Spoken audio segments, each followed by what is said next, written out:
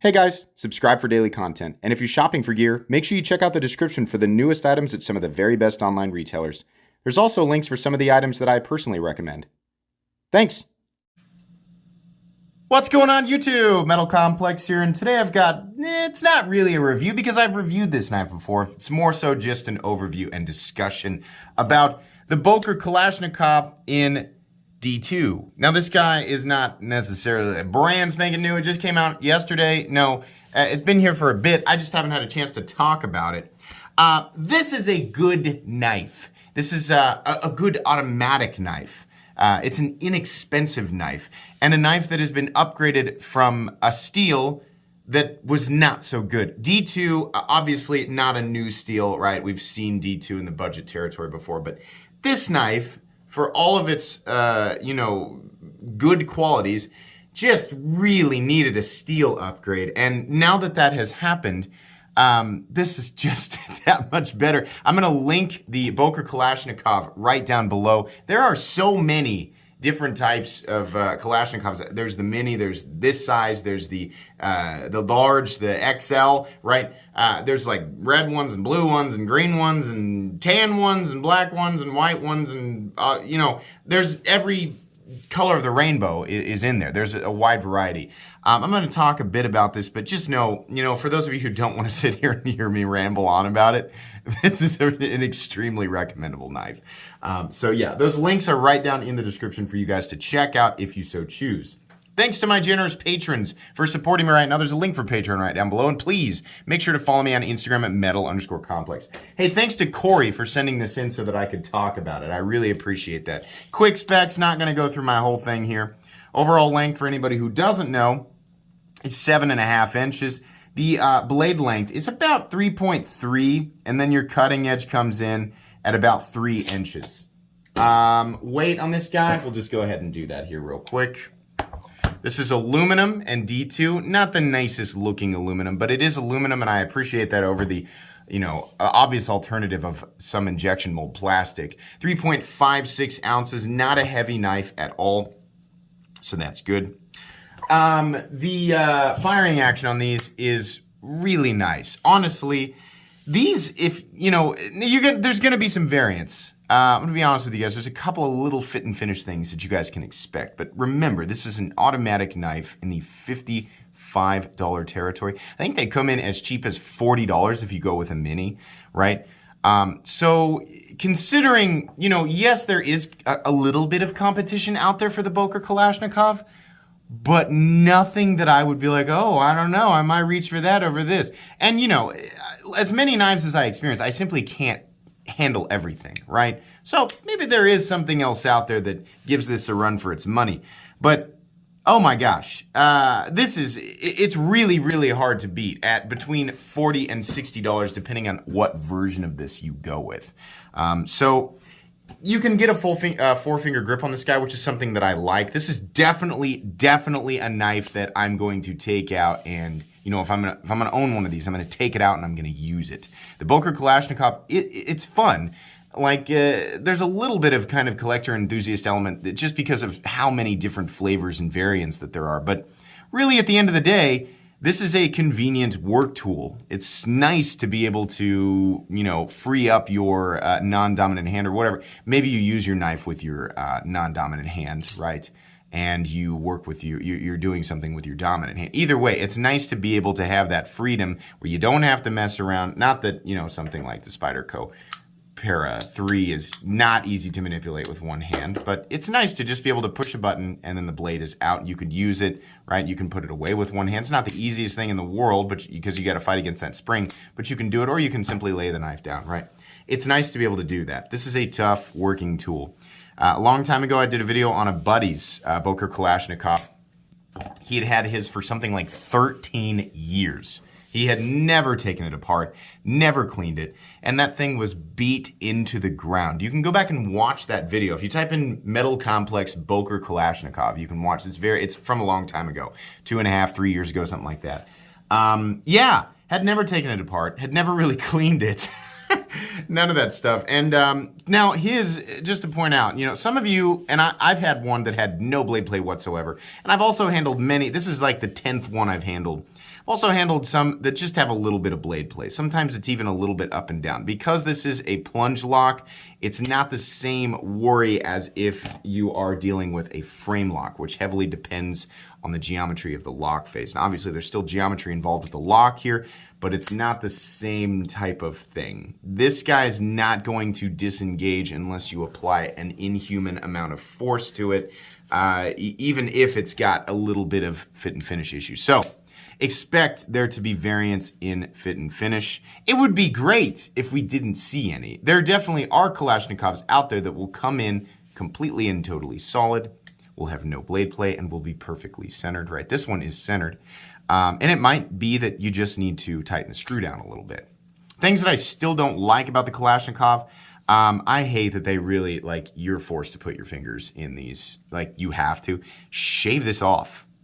Honestly, if you also hate it as much as me and you've got the right, tools, you could probably do that yourself. But I think an updated version of the Kalashnikov without this, just give me that initial, right? I call it the primary choil. It's basically just the position that you're meant to put your index finger in. Leave that and then shave all this down, right? Or just make them substantially less abrupt and in your face, because I really don't need to be told where to put my hands, right? Just let me decide that. I also still hate their bacon clip.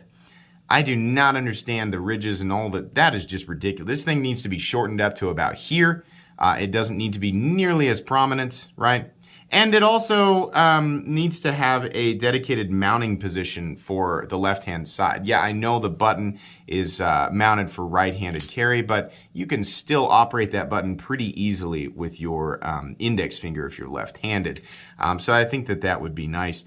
Everything else is pretty good. I mean, I can't expect them to do anything amazing here with the finish. And by the way, this is aluminum, and this finish is not the Type 3 hardcoat anodizing that we will see from, like ProTech and Microtech and some of Kershaw's, their auto line.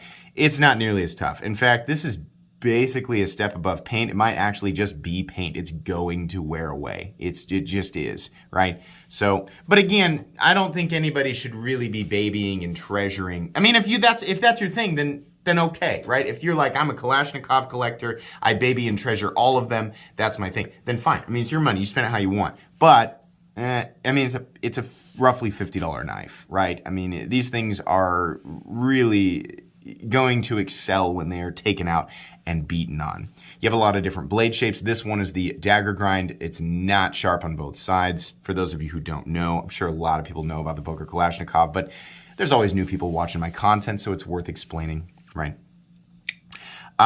There's lots of different blades. There's the Bowie. I think there's a Warncliffe, right? I think there's some type of drop points. This grind. There's a Tanto, right? So you can pick, what you want to do. The blade stock thickness is not anything extreme. In fact, if I remember correctly, it's something like 115 to 120 thousandths. But then again, my memory fails me all the time with all of the knife information flying around in there. Okay, yeah, there you go. It's 100. It says 116.5. It's probably 115 thousandths. So pretty much no matter what grind you go with, it's going to slice. In fact, I'll give you a demonstration. Even though the paper cut test really doesn't prove anything, just to give you a demonstration of a factory edge here and what it's going to do, it has no problem slicing paper. It's not going to be an open L, right? It's not going to, split you're not going to be able to take, shave your arms and then take the arm hairs and split it into 3 separate pieces or anything like that. But that's, if you want to make it that way, that's up to you, right? The coatings on the blades, again, nothing crazy. It's going to wear away. If you don't like that, get a satin finish, get a tumbled finish. It's important to remember that D2 is not stainless. It is close. I think people automatically toss D2 into it's non-stainless, so it's definitely going to corrode. It depends on the circumstances. If you're working in an environment, of course, that is, makes you prone to corrosion and you're not cleaning the blade off, then yeah, it's gonna corrode. Out here in Kansas, never seen a spot of, this rat lays in here all the time. It gets taken out and used and it rarely gets cleaned off. This is what D2 looks like. That is basically, I mean, this, I've had that. You guys know how long I've had this knife, right? It's in every single upload. It's the size comparison knife. That knife does not get cleaned off very often. It just kind of sits around and it's fine, right? So if you live in an area like Kansas, probably okay. You live in Florida or a similar state, you're going to want to be cleaning that thing off a lot. So that is the downside to D2. The coatings are not going to help that much. My recommendation is clean it off. Get yourself something to coat the blade with, right? Frog lube, something like that. Break-free CLP is what I use down here. It's fine. It's cheap. But yeah. Things, again, little fit and finish issues you can expect to see. Not necessarily blemishes or anything like that, but maybe inconsistencies a little bit in the grind. You might see, a bit of an ugly area back here. This one appears to be okay. We do have actually, so you can see here, the grind is much wider up here than it is down here. That's pretty common. A little bit of blade play. If it's up and down and it's a tiny bit, that's pretty normal. If you have a ton of it and it's clicking, I would send it back, right? And usually, whoever you bought it from, especially if you use my links, they will exchange it for you. That's up to them. I don't work for them, so I don't speak for them. You need to, if you're gonna do that, you got to talk with them. Centering, I think it's, fairly common for them to be somewhat off center, but like I said, you can turn the pivot and the body screws and be okay. Just overall though, the fact that you can get this in aluminum and D2, get that type of firing power, that consistent firing power, right? Decent fit and finish. This is just a really, really good tool for those people who can carry automatic knives.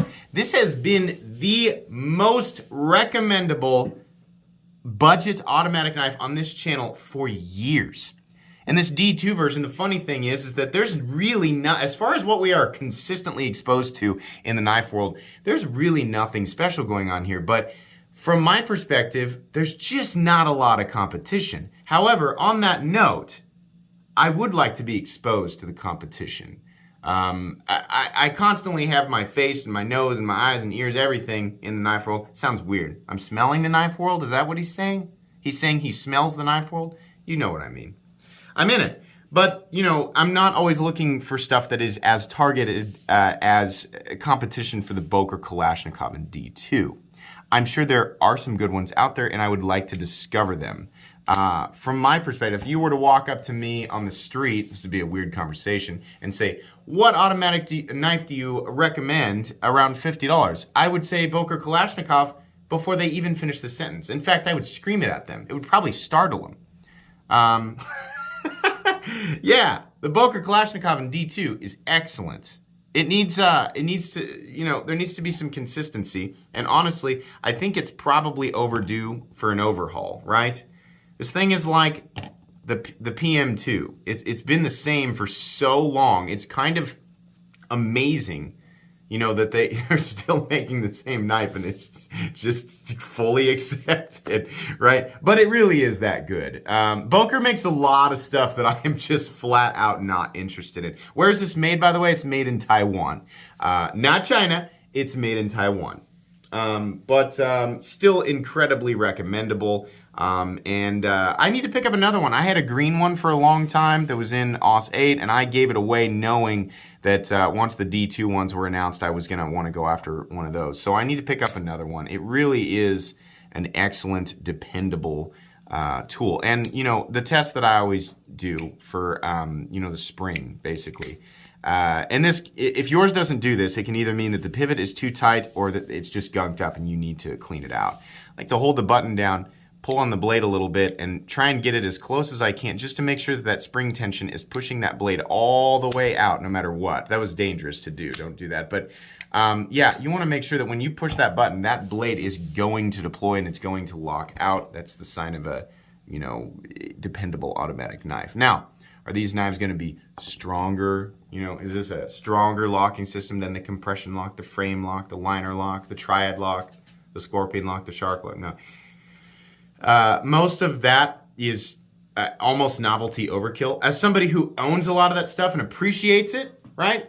A lot of it is overkill. Most of what you would normally do with a knife can be accomplished with this. And the convenience of, having an automatic knife is wonderful. It really is. Because of the button being recessed, it is extremely unlikely, nay, virtually impossible for the thing to deploy in your pocket.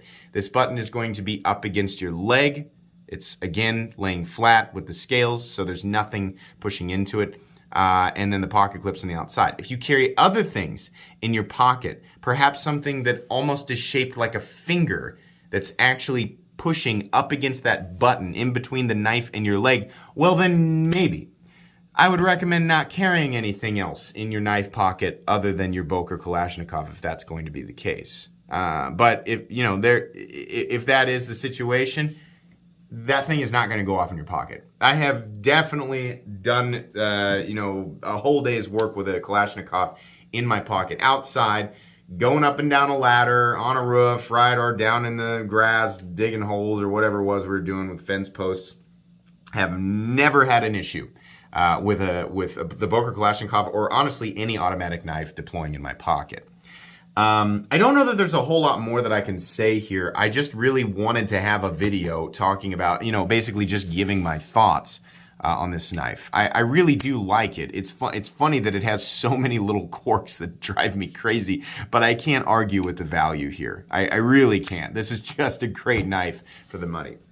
But I'm excited to see some competition. If you guys are, convinced that there's something out there that absolutely blows it out of the water, please let me know down in the comments section, and perhaps I'll reach out to the community when I get my next round of stuff that I'm looking for review. In any case, like I said, there will be links for this guy, the little one, this one, and all the other variants right down in the description. So please feel free to check those links out. It does support my channel when you use those links. Thanks again to Corey for sending this in. Please make sure to follow me on Instagram at metal_complex. If you enjoyed this video, leave a like. If you'd like to check out my other content, I do, of course, have lots of videos of knives that are either expensive or inexpensive that I do or don't like, so check those out. And if you enjoy all my content, go ahead and click on that Metal Complex logo right there and subscribe because there's definitely more coming. Thanks again for watching, everybody, and have a great day.